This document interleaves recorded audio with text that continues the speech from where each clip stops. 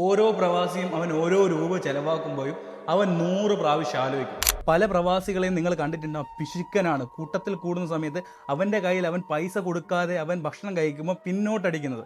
അവരെ നമ്മൾ കൂട്ടുചേർക്കാൻ വേണ്ട. എന്താണെന്നറിയോ, അവൻ പ്രാരാബ്ധത്തിൻ്റെ അങ്ങേയറ്റം കണ്ട് ജീവിതത്തിൽ നിന്ന് ഫാമിലിനെയും ഫ്രണ്ട്സിനെയും കുടുംബക്കാരെയും ഒഴിവാക്കി പ്രവാസ ജീവിതത്തിലേക്ക് വരുന്നത് എന്തിനാണെന്നറിയോ?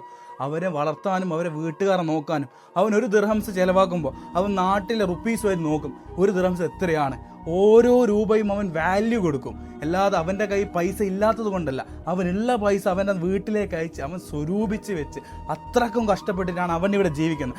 നിങ്ങളെ കൂട്ടത്തിൽ ഏതെങ്കിലും ഒരു ഫ്രണ്ട്സ് അതേപോലെ ജീവിച്ച് പോകുന്നുണ്ടെങ്കിൽ നിങ്ങൾ അവരെ ഒരിക്കലും അവോയ്ഡ് ചെയ്ത് നിൽക്കരുത്. നിങ്ങൾ അവരെ കൂട്ടുചേർക്കുക. നിങ്ങളെ കൂട്ടത്തിലുള്ള നല്ലവനായ ഒരു ഫ്രണ്ട്സ് ഉണ്ടാവില്ല. എല്ലാ പ്രാവശ്യവും ഞാൻ കുടുങ്ങി നിൽക്കുന്ന സമയത്ത്, അല്ലെങ്കിൽ നിങ്ങൾ കുടുങ്ങി നിൽക്കുന്ന സമയത്ത് നിങ്ങളെ കൂട്ടുചേർത്ത് നിൽക്കുന്ന ഫ്രണ്ട് അവനിക്ക് ഇത് അയച്ചു കൊടുക്കുക, അല്ലെങ്കിൽ അവനോട് മെൻഷൻ ചെയ്യുക.